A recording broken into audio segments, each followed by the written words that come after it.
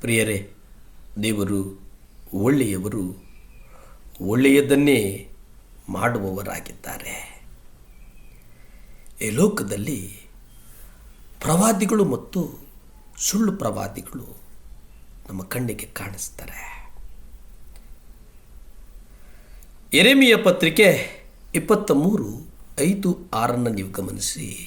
ಇಲ್ಲಿ ಸದ್ಧರ್ಮಿಯಾದಂಥ ಒಂದು ಚಿಗುರು ಅನ್ನುವುದರ ಕುರಿತು ಮಾತಾಡ್ತೇವೆ. ಅಂದರೆ, ಇಗೋ ದಿನಗಳು ಬರುವವೆಂದು ಕರ್ತನು ಅನ್ನುತ್ತಾನೆ, ಆಗ ನಾನು ದಾವೀದನಿಗೆ ನೀತಿಯುಳ್ಳ ಚಿಗುರನ್ನು ಎಬ್ಬಿಸ್ತೇನೆ. ಇಲ್ಲಿ ಗಮನಿಸಬೇಕು, ನೀತಿಯುಳ್ಳ ಚಿಗುರನ್ನು ಎಬ್ಬಿಸ್ತೇನೆ. ಅರಸನು ರಾಜ್ಯವಾಳಿ ವೃದ್ಧಿಯಾಗುವನೋ, ಭೂಮಿಯಲ್ಲಿ ನ್ಯಾಯವನ್ನು ನೀತಿಯನ್ನು ನಡೆಸುವನೋ, ಅವನ ದಿನಗಳಲ್ಲಿ ಯೆಹೂದವು ರಕ್ಷಿಸಲ್ಪಡುವುದು, ಇಸ್ರಾಯೇಲು ಭದ್ರವಾಗಿ ವಾಸಿಸುವುದು. ಆತನು ಕರೆಯಲ್ಪಡುವ ಹೆಸರು ಯಾವುದೆಂದರೆ ನಮ್ಮ ನೀತಿಯು ಕರ್ತನೆ. ಪ್ರಿಯರೇ, ಇಲ್ಲಿ ಗಮನಿಸಿ, ಪ್ರಭುವಾದಂಥ ಯೇಸು ಕ್ರಿಸ್ತನ ಬರುವಿಕೆಯ ಬಗ್ಗೆ ಗಮನಿಸೋದಾದರೆ ಇಲ್ಲಿ ಮುಖ್ಯವಾಗಿ ನಾವು ಗಮನಿಸುವಂಥದ್ದು ಏನಪ್ಪ ಅಂದರೆ, ವಿಶೇಷವಾಗಿ ಇಲ್ಲಿ ಸದ್ಧರ್ಮಿಯಾದಂಥ ಒಂದು ಚಿಗುರು, ಒಳ್ಳೆಯ ಚಿಗುರು. ಅದು ಯಾವುದು ಅಂದರೆ, ಮುಖ್ಯವಾಗಿ ಕರ್ತನ ಬರೋಣ, ಕರ್ತನು ಬರುವಂಥದ್ದು ಇದೆಯಲ್ಲ, ಅದು ತನ್ನ ನೀತಿಯು ನಮಗೆ ಅನ್ವಯಿಸುವಂತೆ ಮಾಡಿ ನಮ್ಮನ್ನು ನೀತಿವಂತರನ್ನಾಗಿ ನಿರ್ಣಯಿಸುವಂಥದ್ದು, ಅದು ಕರ್ತನು ನಮಗೆ ಕೊಡುವಂಥದ್ದು. ಅದನ್ನು ಬಿರುದು ಎಂಬುದಾಗಿ ನೀವು ಗ್ರಹಿಸುವುದಾದರೆ, ಅದನ್ನು ನೀವು ಬಿರುದು ಎಂಬುದಾಗಿ ಸಂಬೋಧಿಸುವುದಾದರೆ, ಇದು ಹೊಸ ಒಡಂಬಡಿಕೆಯ ಬಿಡುದಾಗಿದೆ.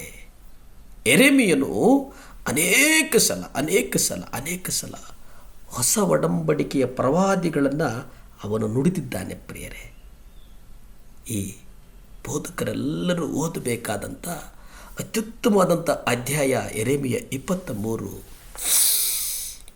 ಯಾಕೆಂದರೆ ಅವರು ಮನವರಿಕೆ ಮಾಡಿಕೊಳ್ಳಬೇಕಾದಂಥ ಅನೇಕ ಎಚ್ಚರಿಕೆಗಳು ಇಲ್ಲಿ ನಾವು ನೋಡ್ತೇವೆ. ಇಲ್ಲಿ ಸುಳ್ಳು ಪ್ರವಾದಿಗಳನ್ನು ಖಂಡಿಸಲಾಗಿದೆ. ಯೆಹೋವನ ಮಾತನ್ನು ಕಿವಿಗೊಟ್ಟು ಗ್ರಹಿಸುವಂತಹ ಆ ಕಣ್ಣುಗಳನ್ನು ಗಮನವಿಟ್ಟು ಅಧ್ಯಯನ ಮಾಡುವಂಥದ್ದನ್ನು ಇಲ್ಲಿ ನಾವು ನೋಡಬೇಕು. ಯೆಹೋವನ ಮಾತನ್ನು ಕಿವಿಗೊಟ್ಟು ಗಮನಿಸದೇ ಇದ್ದರೆ ನೀವು ಸುಳ್ಳು ಪ್ರವಾದಿಗಳಾಗ್ತೀರಿ ಎಂಬುದಾಗಿ ಎಚ್ಚರಿಸ್ತಾರೆ. ನೇರವಾಗಿ ಯಾವ ಮುಲಾಜಿ ಇಲ್ಲ. ಯೆರೆಮೀಯ ಪತ್ರಿಕೆ 23:18 ನೀವು ನೋಡಿ. ಆದರೆ ಯಾರು ಕರ್ತನ ಆಲೋಚನೆಯಲ್ಲಿ ನಿಂತು ಆತನ ವಾಕ್ಯವನ್ನು ತಿಳಿದುಕೊಂಡು ಕೇಳಿದ್ದಾರೆ, ಯಾರು ಆತನ ವಾಕ್ಯದಲ್ಲಿ ಲಕ್ಷ್ಯವಿಟ್ಟು ಕೇಳಿದ್ದಾರೆ. ಇಲ್ಲಿ 2 ಥರದ ಡಿಫ್ರೆನ್ಸಸ್ ಇದೆ. ಒಂದು, ಆತನ ವಾಕ್ಯವನ್ನು ತಿಳ್ಕೊಂಡು ಕೇಳಿದ್ದಾರೆ, ಒಂದು, ಇದು ಬಹಳ ಮುಖ್ಯ. ಎರಡನೆಯದು, ಯಾರು ಆತನ ವಾಕ್ಯದಲ್ಲಿ ಲಕ್ಷ್ಯವಿಟ್ಟು ಕೇಳಿದ್ದಾರೆ. ತಿಳಿದುಕೊಂಡು ಕೇಳುವಂಥದ್ದೊಂದು, ಗಮನವಿಟ್ಟು ಕೇಳುವಂಥದ್ದೊಂದು, ಕರ್ತನ ವಾಕ್ಯಗಳನ್ನು ಓದಿಕೊಂಡು ಅಂದರೆ ತಿಳ್ಕೊಂಡು ಕೇಳುವಂಥದ್ದು. ಯೆಹೋವನು ಆತನ ಆಲೋಚನೆ ಸಭೆಯಲ್ಲಿ ನಿಂತು ಆತನ ನುಡಿಯನ್ನು ಆಲಿಸಲು ಆ ಕಾಲಘಟ್ಟದಲ್ಲಿ ಅಸಡ್ಡೆ ಮಾಡಿದರು. ತಮ್ಮ ಸ್ವಂತಕ್ಕಾಗಿ, ಗೌರವ ಸಂಪತ್ತುಗಳಿಗಾಗಿ ಅನೇಕರು ಹುಸಿ ಪ್ರವಾದಿಗಳು ಎಂದು ಕ್ರೈಸ್ತ ಲೋಕವನ್ನು ಆಳ್ವಿಕೆ ಮಾಡ್ತಾ ಇದ್ದಾರೆ. ಅವರು ಕನಸುಗಳನ್ನು ಸೃಷ್ಟಿಸಿ ತಾವು ಅವನ್ನು ಕನಸು ಕಂಡಿರುವುದಾಗಿ ಸುಳ್ಳಾಡುತ್ತಾ ಪ್ರವಾದಿಸ್ತಾರೆ.